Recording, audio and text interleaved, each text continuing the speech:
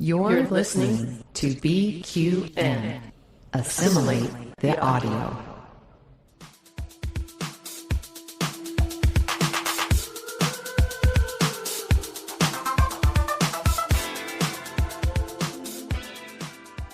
Welcome, listeners, to another episode of All Good Things, a Star Trek Universe podcast here on BQN. I'm your host, Kelvin, and with me today, it's Ben. Ben, hello, how are things with you over in Florida? Hi, Kelvin. They are good. Maybe there's something in the air. Maybe there's something blooming. I've got some allergy, something or other going on. So if I sound a little sultry and husky today, rest assured I feel fine. But I need a hypo spray of something to get this cleared up. Oh no! Do you suffer from really bad hay fever? Not normally, but at random points during the year, my eyes will be a little itchy, or I'll have the deep voice going on, which I have a hint of today. So if you hear some throat clearing or some lower tones than usual, nice. That's extra what I'll blame it on. Ben today. Oh well. What have you been up to recently? I've just seen your lovely photo of your new Eagle Moss ships in its cabinet. How nice! Yes. Oh my gosh. So I have been an avid Eagle Moss / now fan home ship collector from the very beginning. I subscribed before they went on sale back in 2013. I'm pretty sure I've got them all, and for the longest time, I've dreamt of having a nice display case where I can put them. And for viewers tuning into the YouTube stream, you can see that I've got a few here in my office, and there's some off camera that you can't see, but having a dedicated glass lit display cabinet where I can show them off is it's a dream. I'm very excited about it. Oh, lovely. It's I was looking at the particular ships you've chosen to put in your cabinet, and it's quite a random display, if you don't mind me saying. Like, you've got like an old birth class in there and not your typical one. So how did you choose which ones that made it into the cabinet and which ones stay in the box? Kelvin, you need to be careful with these questions, because we're going to be here for 3 hours if I go on and on for as long as I could. As long as I could about my ships. But that is a great question. And I selected the ones that I did, and I put them where I did purely aesthetically. I wanted some that were more vertical. I wanted some that were more pleasing to look at from the side. And you can see even down to the very bottom shelf in the picture that I sent you, I've got my Deep Space Nine, my Defiant, and Runabout. They all look good from above, and so they're on the bottom shelf. Oh, brilliant. The Defiant, I'm not going to put on an eye level shelf, because it sort of goes away because it's so flat and not really interesting from the profile.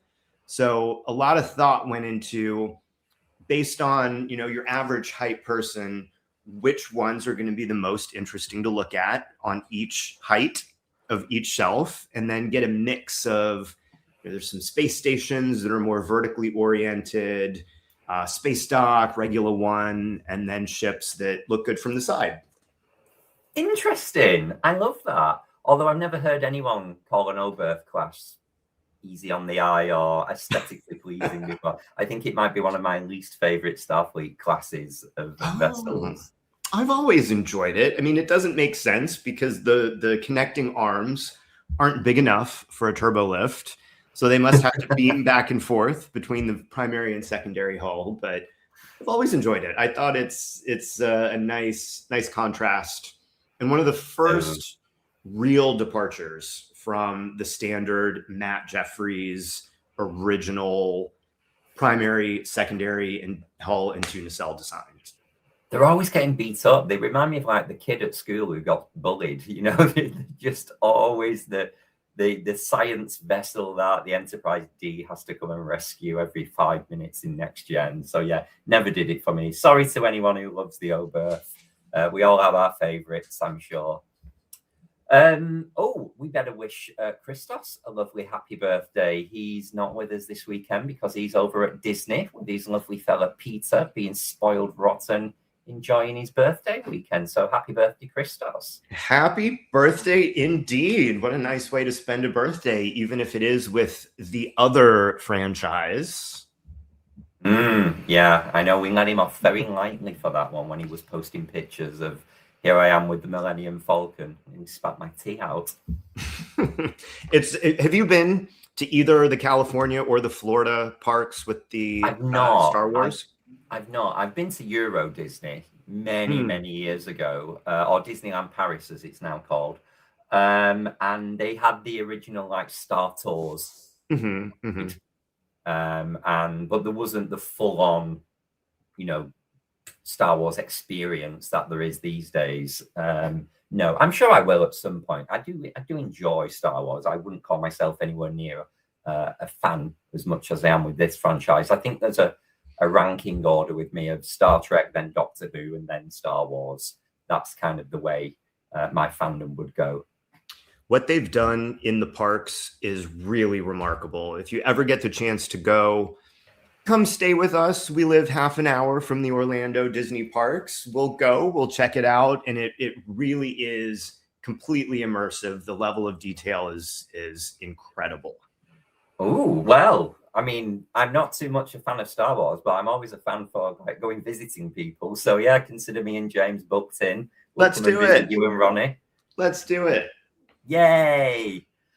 All right. Well, as I was saying earlier, this is our last episode before myself, Amy, and Christos head over to Star Trek Las Vegas next week. So this episode will drop during STLV.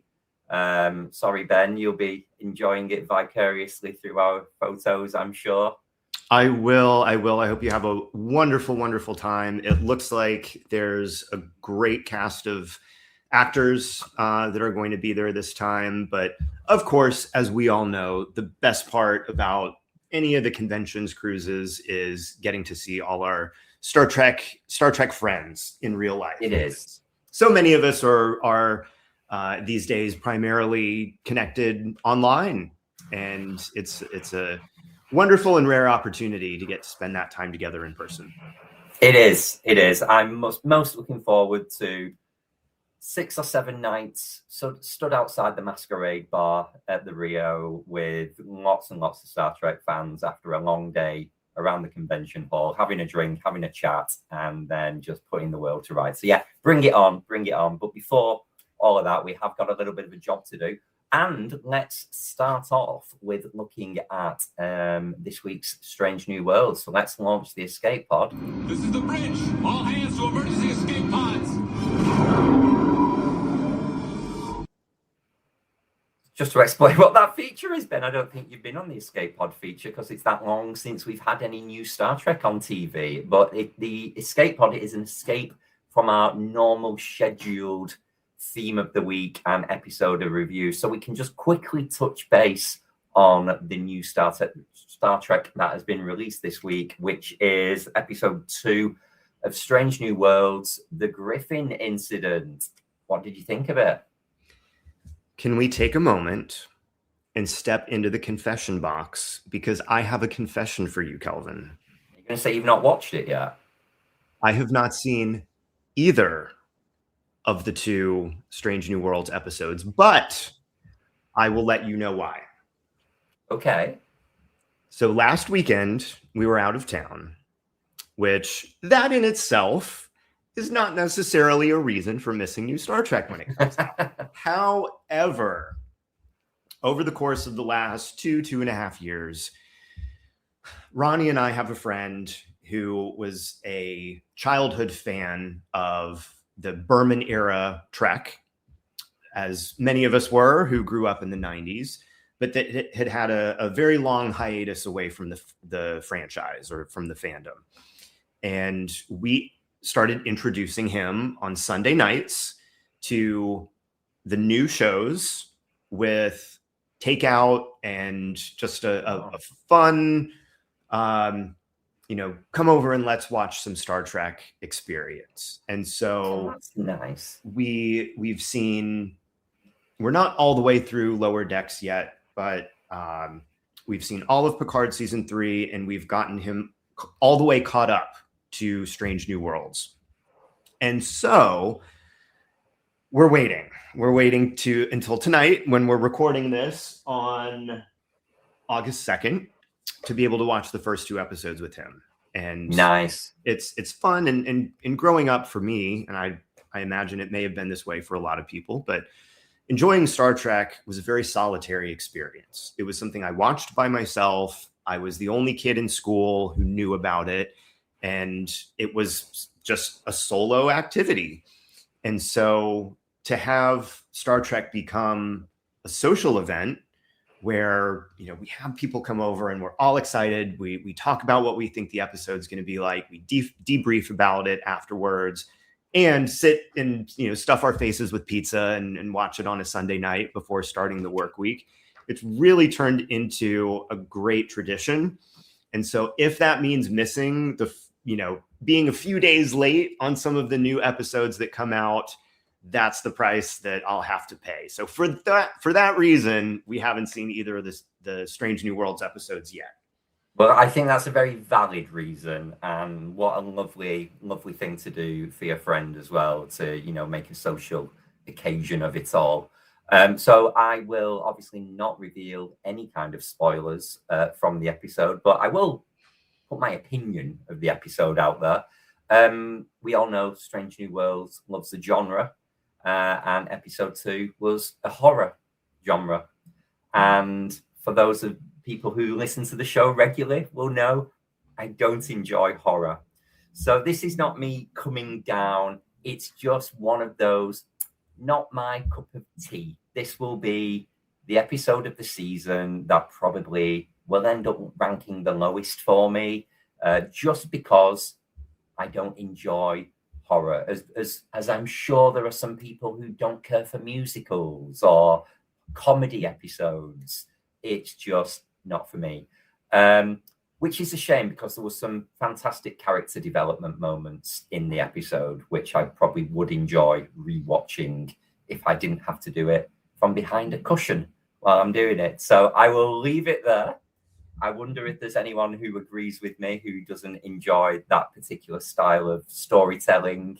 But there are countless people. I know if Kristin was here, she would be all over it. She loves horror. So very balanced view for the show. Let us know what you think, Ben, when you have seen it later tonight. I will. And that is a perfectly valid reason. Brilliant. Okay, well, let's get to business at hand. Could you please introduce what we're going to be chatting about today, please, Ben, and give a little bit of a synopsis of the episode, please? Can't wait. We are going to be talking about part 8 of our Holodeck Malfunctions series. This time up is Voyager, worst case scenario. And from the cold open, the crew discover a hidden secret holo novel where Chakotay leads a Maquis mutiny on Voyager. And as the crew come to enjoy the program, Tuvok and Paris find themselves trapped inside it, based on a booby trap set by none other than season 1 and 2 antagonist holographic version of Seska. Ooh, okay. So, what do you think of Holodeck Malfunction episodes in general before we get to these? Are you a fan of the long-established trope that we've had? We're on episode 8 covering them here now on All Good Things, and there are many, many more for us to sink our teeth into. Do you enjoy a good old Holodeck breaking down episode? I sure do, and unapologetically so. I know it's one of the most tread and retread tropes in all of Star Trek, but I think the device lends itself well to shaking up the premise, making it a little bit different each time, different setting, obviously, each time. And so I very much enjoy both the holodeck malfunction, which I think is a very specific subset of what I think of as sort of the broader category of holodeck misadventure stories. Yes. Well, I mean, if we want to go there with the minutiae, do you think this episode actually qualifies as a malfunction? Because it's actually doing exactly what Seska wanted it to do. That's a great question. I think you could argue it either way. It was a malfunction in the sense that it wasn't responding to commands of the crew, but it wasn't a malfunction because it had been instructed not to follow the commands of the crew and to blow the EPS grid if the doors are forced, or any of the other style booby traps. But either way, this is solidly in the broader category of holodeck misadventure. Yeah, what did you think of this compared to like other methods of previous episodes where holodecks have gone wrong from some kind of like external influence? Or this was like a software development 101. They were talking about writing the program, and in a way they've never really gone into before with holodeck shows. They always just you just say a command and something appears almost magically. They really made this into like a creative writing journey of someone has created a plot, written the characters, and it made it feel more real in my impression. I completely agree. I think it really added to the realism by going into the detail behind how holo programs work. Normally, we just see them being played and the scenarios being played out. But I don't recall an earlier episode where you actually see behind the scenes and the narrative structure, and we need a detailed outline to finish the story, and actually writing it. And so I think that it took it more out of the world of, oh, this is just fantasy, and made it feel more grounded when you see the characters actually in the role of a software developer or a story developer for what I think has a very strong real life parallel to video games. Yeah, I wonder how much this was the writers educating the viewers about what it's like to be a writer, when they were going on about the whole, a character's behaviors have to flow from existing or behaviors that we've already seen, and the narrative structure, as you've just said, of a complete outline. It did seem like an exercise in creative writing, which I appreciate, actually, considering the job that James does at university. I spend a lot of time with writers. Do you think there's anything that Tom or Tuvok could have done themselves from within the program to maybe help out their own situation that we didn't maybe get to see? So they're both pretty good writers in themselves. They are. And Tuvok ultimately got them out on his own. I think he did. In rewatching it, that stuck out to me, because when I was thinking about the episode, I mean, I've seen it a dozen times over the years, but I remembered it with Janeway writing the story to get them out. Whereas when I was watching it last night, I was almost like Mandela effect, struck by the fact, no, actually, Tuvok reprograms the phaser rifle before he hands it back to Seska, and it overloads and zaps her like she did to Janeway earlier in the episode. So I think that was a good creative choice that was made in real time. Tuvok up to that point had been so focused on having the outline and the structure and being methodical. Tom, on the other hand, was just wanting to make it up as he went along, where it was Tuvok in the end that was able to improvise in the moment, come up with the solution, and get them out. Yeah, I was thinking of other holodeck episodes like Ship in a Bottle, the way Moriarty was kind of fooled by, the holodeck within a holodeck within a holodeck, or even Pathfinder, where, Barclay elicits Tuvok's help and traps the Starfleet people behind all the holograms. I'm like, they should have really taken advantage more of the fact that they are still on Voyager. He's still the chief of security. He probably could have stopped Seska with force fields or used the transporter or something. I don't know. I don't think when he said our best option is to take no action at all and play along, I felt that was a little bit of a misstep. But you're absolutely right. He just took his time and he did sort it out in the end. I always wonder in situations like this where they made a big point about the doors being sealed, the transporters being taken offline. There's a transporter on every single one of Voyager's infinite number of shuttlecraft. Why can't you just beam down? Well, not beam, but walk down to the shuttle bay, fire up one of the shuttle's transporters, lock onto the comm badges, just a couple of decks away, and beam them out that way. But I suppose we wouldn't have a good story if it were that easy every time. Yeah, absolutely right. And we do this all the time on the show. Why didn't they do this? Why didn't they do that? And you've got to remember, there's a story behind all of this to be told. They did use that creative device in Power Play, didn't they? It was Ensign Rowe, wasn't it, who tried to hold back the shuttle transporters so they could beam people out of 10 forward. They've kind of covered that excuse before. So what do you think of the thing of rewriting Seska and coming to the rescue? If you were Janeway, they did the thing where the Rukani, was it, the alien species, they attacked the ship. That's quite creative. Is there anything else Janeway could have done, maybe? Put the fire extinguisher in.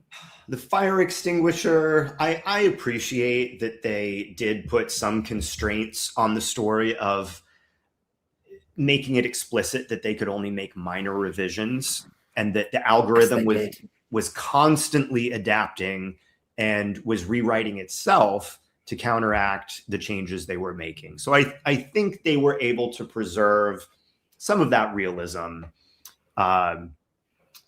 and not just make it too easy for the characters to work out the problem in the end. But there's, I think, anesthetizine gas through the environmental systems, always a great option. Depressurizing a deck has been used to dramatic effect once or twice over the years. But I appreciated the fact that the Doctor was especially unhinged during the episode, but that seemed like a potential hologram within a hologram. Can we tinker with him to perhaps help get us out of the situation that maybe they could have explored? Oh, I like that. I think I would have liked to see more of the crew behaving like the Doctor was. So more characters in the simulation who seemingly are there to help originally, but then betray them because Seska's programmed them. That might have been fun. And it might have I wouldn't say this is a comedy episode at all, but it's very light-hearted throughout all of its peril. There's no real suspense. And having a dramatic moment where if it was, say, B'Elanna or Harry or someone who suddenly became evil, that might have been pretty cool to see. And you would think that if anyone in the program would have fit that bill, it would have been B'Elanna, because as early on in the journey home, as Tuvok wrote this, B'Elanna was still very unpolished, we'll say.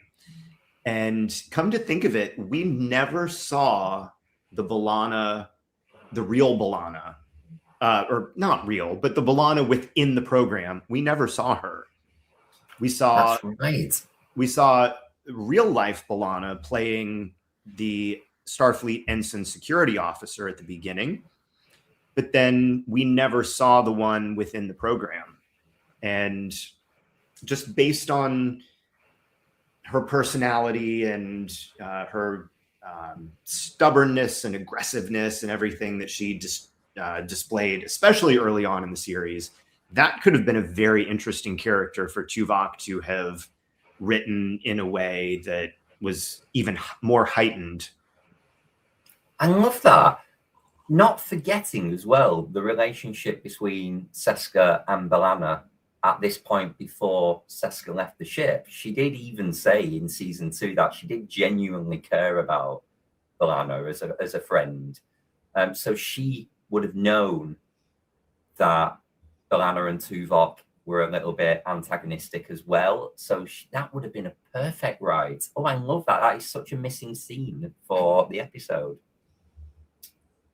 Okay, well, let's have a look at Seska herself. Do you think it was a good idea for Seska to have written this side of the program? What was she trying to achieve? So I was thinking about this because, as I know we'll get to in a moment, what purpose would this have served if she was still on the ship? Because she didn't know at the time that a month later her spot would be blown up and all of her business would be out in the open and she would have to hit the road with the Kazon. So I was trying to make sense of what's the motivation? Why would she do this if she's just going to be on the ship while all of this mayhem is happening? Only thing I can think of is they made a lot of emphasis in the story that Tom and Tuvok were locked in. There's no communications. There's no transporters. So if her goal, knowing that Tuvok was doing this in secret, he would be the only one in the holodeck. He would be locked in. He would not be able to communicate with the outside, that the program would kill him before anyone on the outside knew. Maybe she wrote the ending that as soon as the occupant of the holodeck is killed, the program deletes itself, or her involvement would delete itself. So all anybody would know is that Tuvok died in a hologram or a holodeck malfunction. Brilliant. So she was just trying to get him out of the way, basically. And like any cackling villain, she wanted to reveal that she was the villain to him in the environment, but she could have still been there in engineering, covering her tracks, preventing, because they almost had at one point, I remember the bit where she shot Chakotay. It's like the Voyager crew were almost watching it on a TV screen. So she would have had to prevent that happening. She would have had to prevent the program from being viewed from the outside in. Right. But if she thought that she could complete the program, kill Tuvok, reveal herself in the program to Tuvok, knowing he was never going to survive and be able to tell anybody it was her. All right, she's Cardassian. They can, be a little sadistic, particularly the Obsidian Order variety of Cardassian, which I don't think it's ever specifically established that she was Obsidian Order, but she was a spy. And so the inference is there that she could have been Obsidian Order. And so is this something that Garrick perhaps would have done if he was stuck on an enemy vessel where he had to remain undercover? Something as demented and twisted and also kind of just for fun. I can see it. Yeah. Now, I did like that there was a great amount of care taken that Seska didn't reveal herself as a Cardassian. She was still within the guise of her Bajoran cover story. Not just her appearance, but in the way she was speaking to Tom and Tuvok in the revived program. She was just a member of the Maquis who had been wronged by Tuvok, and here is his comeuppance. So I thought that was very clever. And I gave credit to Seska for she's so multi-layered. Yeah, I appreciate that too. And I think it reinforces that she was not aware that she was about to leave the ship when she was writing it. That if, let's say, she does get exposed and Tuvok makes it out alive, she still at least has the cover intact, even if her plot to rewrite the story and, maybe she could spin it that, it was all just fun and games. I don't know. But she would still have the cover story intact, at least. Yeah, it seems like this was almost like a plaything. It was not part of her grand master plan.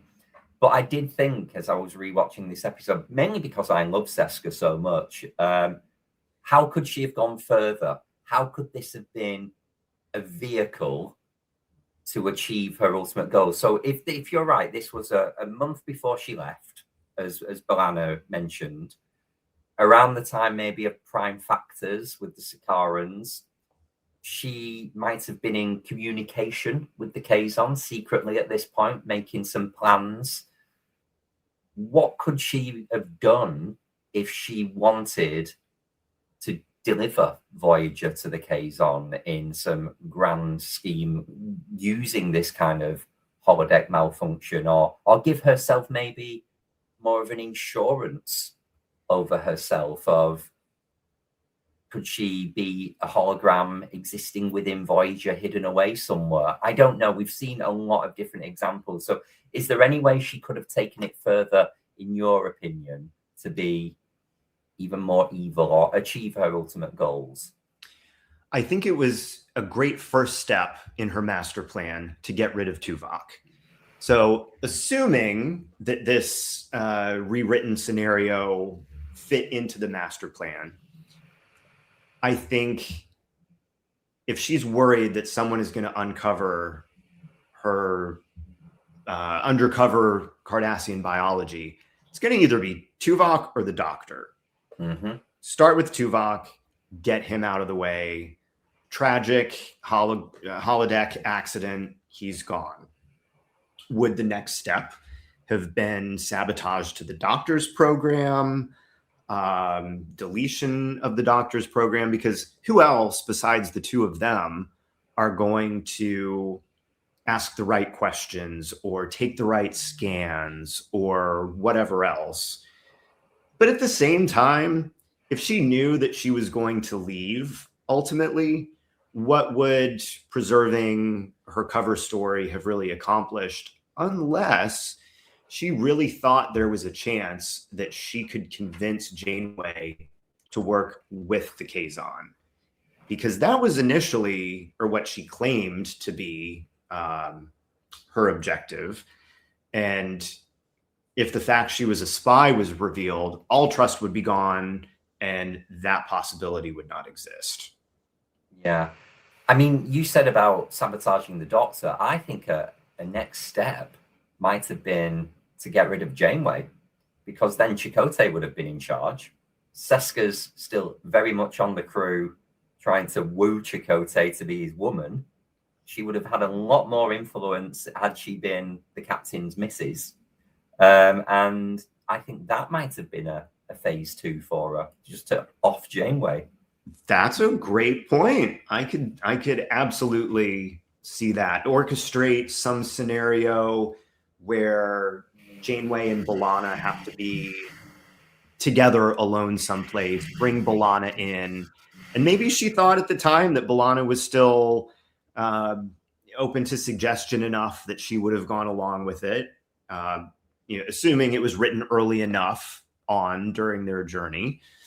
I would have loved to have seen a B'Elanna character within the program, just to, if for no other reason than to show what Seska thought of B'Elanna at that point. Yeah. I also think as well, it's almost Voyager missed a trick here.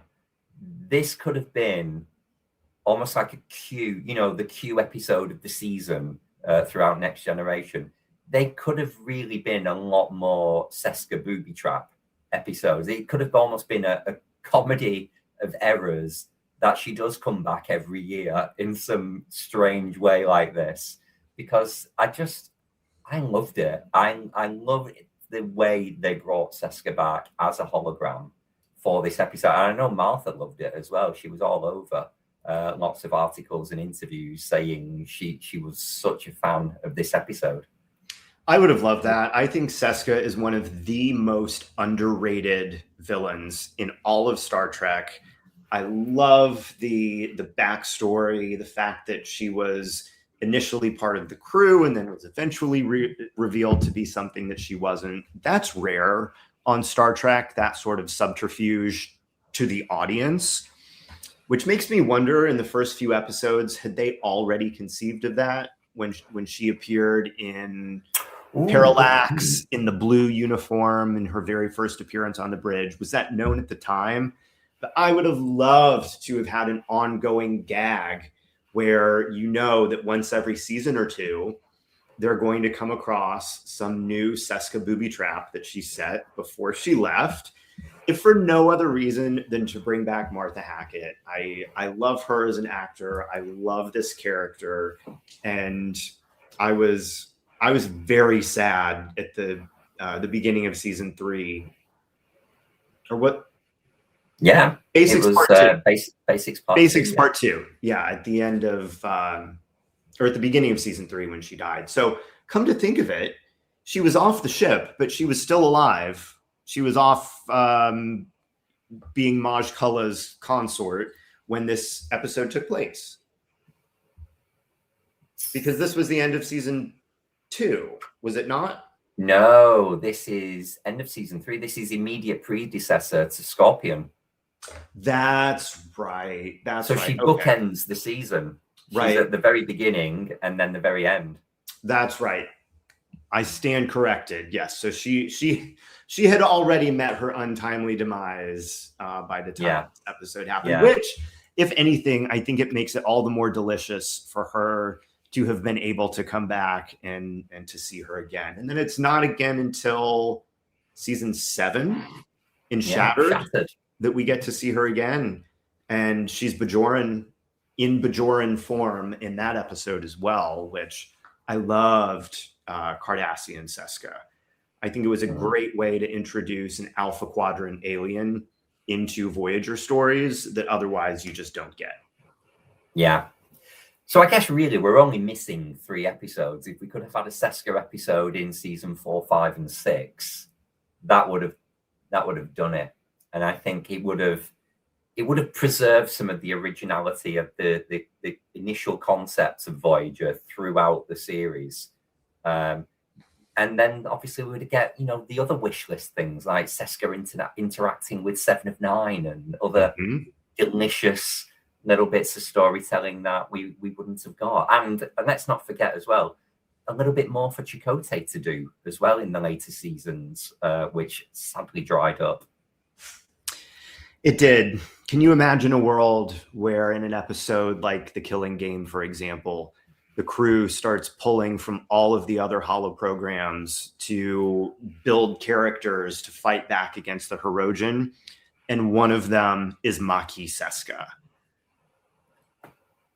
There you go. Would have loved to see it. Yeah, love it. Okay, let's move on to some assimilations and regenerations for the episode. I think I've actually already shared mine. It was just such a creative way of bringing someone back from the dead. This wasn't a alternate reality version. It wasn't a time travel. It wasn't anything that we've seen before. I'm going into Tasha Yar mode now. But it was just brilliant. It was brilliant for us to see a fully formed Seska, but yet the crew walking around saying, well, she's been dead for a year. We didn't think this would happen.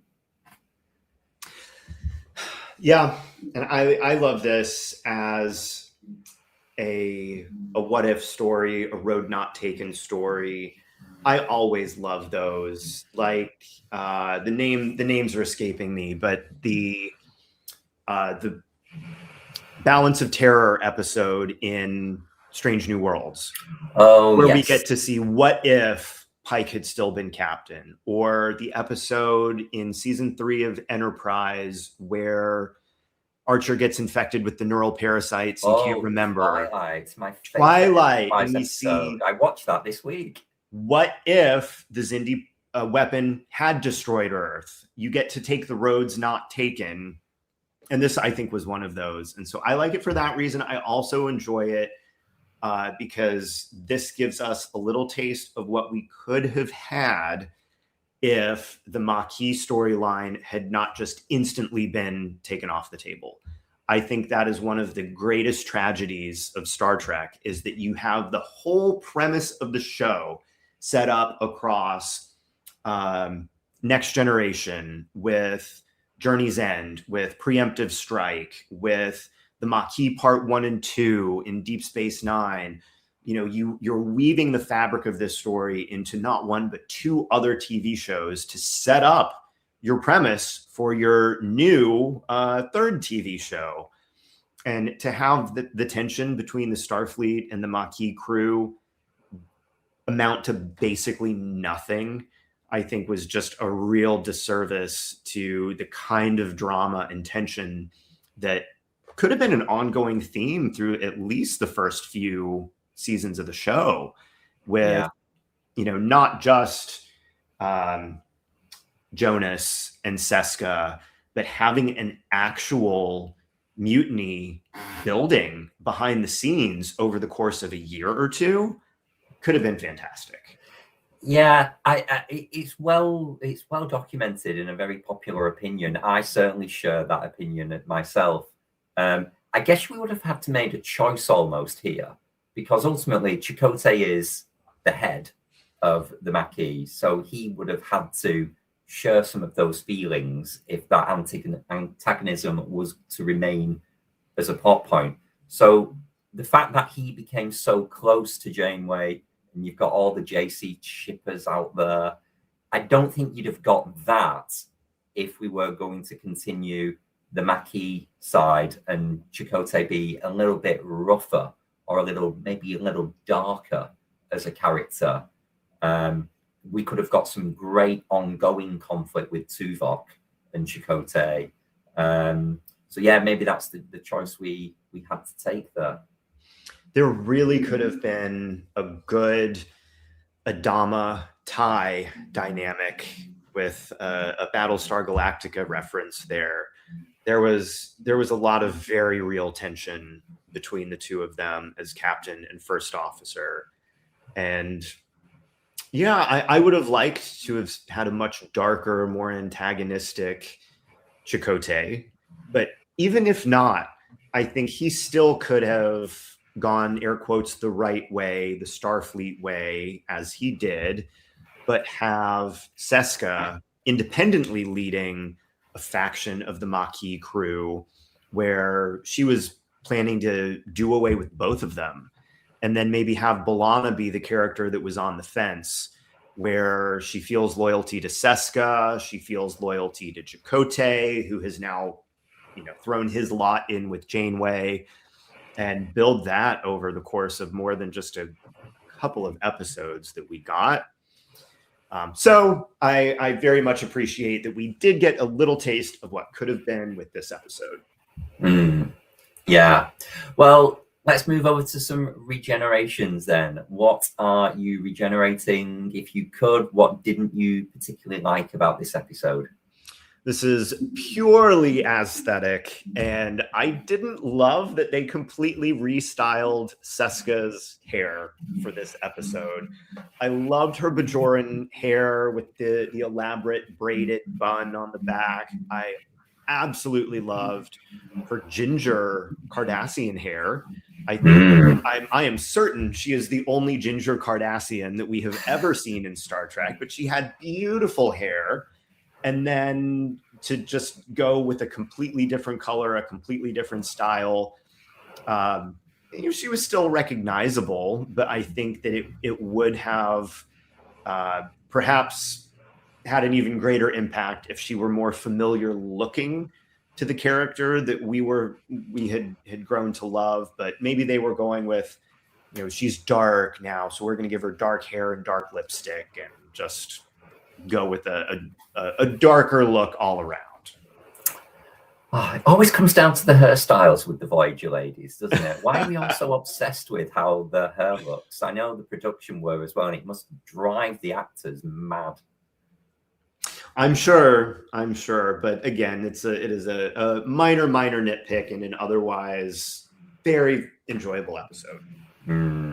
I guess my regeneration is the limited Kes content of the episode. I think it's just a stark reminder that she checked out by this point. I think the writers, probably behind the scenes, were told, not too much content, please. Jennifer's struggling. She's on her way out. And yeah, I think seeing that very limited, she's only in it as the hologram version as well. The opposite of what you were saying about B'Elanna, actually. She had like 1 or 2 lines of dialogue. That was it. And it took me out of the episode because you're thinking of the actress's pending departure 3 episodes later. So yeah, that's my regeneration. It's not a time travel story at all, but we are at the beginning of Voyager's journey. I would have expected Kes to have a little bit more to do, or maybe it's just a reflection that Seska didn't know her very well, so she probably didn't know how to write her. She didn't know what to do with her. That could be. And to Tuvok's comment that for good narrative structure, the actions have to flow from what is known about the character. But what a fun twist if it had been Kes to side with the mutiny instead of Neelix. I would have loved that. That would have been just a delicious little morsel in this episode to have Kes say, you know what, let's get the hell up out of here. I have had enough of this ship. And Seska, hand me a phaser rifle. I am down. Brilliant. Oh my God, that would have been so good. It would have been good because of all of the comments that would have been about how Kes goes evil. Brilliant. There's quite a lot of trivia for this episode, so let's jump right in. I'm going to start us off, actually. So in Germany, this episode is translated into English as Rebellion Alpha, after the holo program, which is called Insurrection Alpha. Whereas the original working title of the episode, when they were writing it, was called Novelty, which doesn't make a lot of sense to me. I don't understand that bit. I think maybe it was just we need a novelty off the wall episode to round out the season. So we're just going to call it Novelty because that's what we think of it. This isn't a meaty episode. It's just for fun. Well, as you were mentioning earlier, actress Martha Hackett appreciated the reappearance of her role of Seska in this episode, that the character having reoccurred in Voyager's first 2 seasons. Hackett said of this episode, even when I had been off the show for a season and, we pretty much thought Seska had disappeared, there she was. She came back to haunt them in a very clever way, I thought, and I think too, Martha Hackett. Well, again, we've already said this, but Jennifer Lien Kes only appears in this episode as the hologram with the same hairstyle that she sports for most of the first 3 seasons.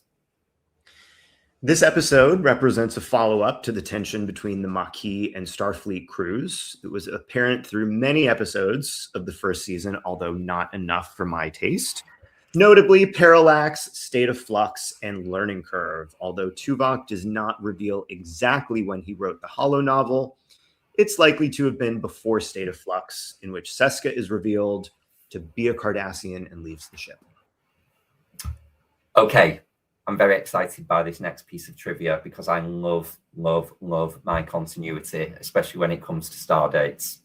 So, Seska left the ship shortly after stardate 48658.2, which was in the episode State of Flux. But according to B'Elanna Torres in this episode, Seska modified the holo program on stardate 48671. So this is only possible if the events of State of Flux transpired over the course of several days. So is it reasonable that Seska chose that time to modify this program, considering all she was going through in that episode? they just got the numbers wrong a little bit in the dialogue of this episode there. They could have taken it back a little bit further. So I love that. I love my continuity. I love continuity too. And speaking of, this is the 6th and final episode to feature the recurring character Michael Jonas, although only his voice is heard here as part of the holographic program. According to the unauthorized reference book, Delta Quadrant, the performer who voiced Michael Jonas in this episode was not the actor that played him in all of his previous appearances. No, they have what they call the loop group on shows, which is just voice artists. So whenever they need a random person on the comm or anything, they get someone to loop it. They talk about that a lot over on Delta Flyers when they're reviewing episodes. Okay, so when Paris and Tuvok were discussing new ideas for a holonovel, Torres and Janeway suggest a Western or a detective story. These suggestions may be in reference to Captain Picard's Dixon Hill from First Contact or episodes of Next Gen, or the Western program from Worf and Alexander in A Fistful of Datas. So a lovely little nod to Next Gen there. This next piece of trivia I actually did catch during my rewatch, but this is another reference to the number 47. At the staff briefing, Chakotay says that the program has been used 47 times by 33 different crew members. Also, Tuvok's security clearance code used for accessing the Insurrection Alpha program, and also for attempting to cancel the self-destruct sequence of the holographic Voyager, is 4774. I didn't notice who wrote it. Was it a Joe Minosky episode, this one? He's usually responsible for all the 47 references. I don't know. Go back and check that. Okay, this episode resembles DS9's Civil Defense in that the crew, in both cases, trigger an old computer program which they're unable to shut down and is threatening to kill them in the episode. However, the computer program here is meant for members of the crew, whereas in Civil Defense, it's a defense system left over from the Cardassian occupation, meant to be triggered in the case of a Bajoran uprising on Terok Nor. Another great episode, Civil Defense. Last but not least, a reference to the events of the series premiere Caretaker is made in this episode before the holographic Chakotay shoots Paris and says, "I've been waiting a long time for this." This echoes the conflict the two characters had in the pilot as their backstories, which was subsequently dropped and never heard about again, except here in this one line of holographic dialogue. Okay, well, there we are. So as we said, this is episode 8 in our Holodeck Malfunction series. And I appreciate, Ben, you're new to the podcast, so you weren't here for the rest of them. So just to run down the other shows that we've done so far, we've done Next Generation, The Big Goodbye, and A Fistful of Datas. We've done DS9, Our Man Bashir, Bada Bing, Bada Bang, Voyager's The Killing Game, Lower Decks, I Excretus, and Prodigy, Ghost in the Machine. So, Ben, how did Worst Case Scenario stack up against those other examples of holodeck malfunctions? Who did it best, in your opinion? In my humble opinion, I would put Worst Case Scenario in the top 3 of this list. It's an episode I enjoy very much. Great premise, great recurring villain, bringing Seska back. But as far as who did it best, for me, this is an easy call. One of my all-time favorite episodes of Star Trek is The Killing Game from Voyager season 4. And it's one that I can come back to and rewatch as many times as I want. Never gets old. And as far as holodeck stories go, I think Killing Game is top tier. Love it. It's also a 2-for-1 as well. It's a 2-parter, so it should stand a little higher than the rest. So yeah, great choice. This is a tough one for me. I Excretus is actually my favorite episode of Lower Decks. So when I see my episode favorites pop up in these lists, I automatically gravitate towards them but I'm going to be quite methodical here and stick to the question of who do I think did Holodeck Malfunctions the best? And I'm going to give it to our man Bashir from Deep Space Nine. Again, a fantastic romp of an episode, but the creativity of the holodeck breaking down to store the patterns of everyone. Brilliant, brilliant episode. Insert BQN promo clip. Okay, well, we are taking a week off from podcasting here on All Good Things. So the next time you hear from the team, we will be heading back from Star Trek Las Vegas and offering our review of what we all got up to, what we thought of the convention. Ben, you will be enjoying it vicariously, but you're more than welcome. You can interview us on what our opinions were if you wish to join the episode, but we make it a little bit of an annual feature, whether it's the cruise, whether it's STLV. We tell you about some of the things we got up to that may have been on the official agenda or just things we threw out there visiting our friends. So very much looking forward to talking about our lovely holiday to Vegas in a couple of weeks' time. But before that, we would love to hear what you thought of today's show. And there are many ways you can do this. You can join our Facebook group, the BQN Collective, or you can join our Discord server, or you can follow the network on Bluesky and or Instagram at BQN Podcasts to continue the discussion there. You can find all of the links and the invite codes in the show notes. So, Ben, where can people find you online when you are not rewriting all of your nearest and dearest to torture people in holodecks? Well, Kelvin, people can find me at Ben Boldly Goes on Instagram or within the Facebook group. Kelvin, where can people find you when you're not out overloading your phaser rifle? When I am not doing that, I can be found in the BQN Collective Facebook group, or you can come and chat to me directly on most of the socials at Kelvin's Timeline. You'll never hear a commercial here on BQN, and if you'd like to help us keep all our shows coming to you each week, you can become a patron of the network on Patreon. For just $1 a month, you can watch the video version of this very podcast, or you can join our reaction shows, script readings, and enjoy our special patron-only back catalog of shows like It's Green and Amy's Math Moments. Visit patreon.com/BQN to sign up and get all the details. Now, if becoming a patron isn't your thing, don't worry, you can still support the show by sharing our posts on social media, talking about it with your friends, or hitting the like and subscribe button on Apple Podcasts or wherever you get your podcasts, and leaving us a 5-star rating and a written review. That'll help others to find the show, and it really does build our little community of awesome listeners. We'd like to thank all of our network patrons, and a special thanks to Graham Kelly for our opening and closing music, and to Kelvin for our artwork each and every week. I better get made very quickly tonight, since I won't have a huge amount of time to get this episode posted before I head off to Vegas. So thank you all for listening. We hope you'll join us as we search out all good things.